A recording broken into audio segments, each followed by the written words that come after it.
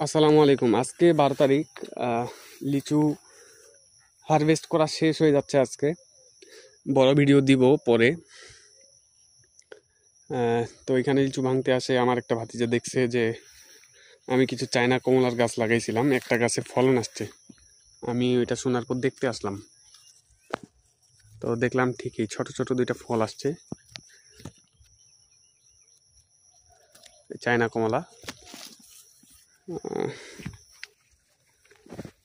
এখানে ঘাস টাস সব আছে, যে আখ, বাড়ির খাওয়ার জন্য আখ আছে, আরও গাছ আছে কমলার, এই যে।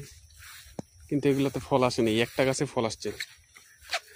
এখন এই একটা গাছের ফল দেখেই বোঝা যাবে আসলে কমলাটা মিষ্টি না টক। যা হোক, পরে বোঝা যাবে যে এটা বাড়ির খাওয়ার জন্য আখ। ভালো থাকবেন, নেক্সট ভিডিওতে দেখা হবে। আল্লাহ হাফিজ।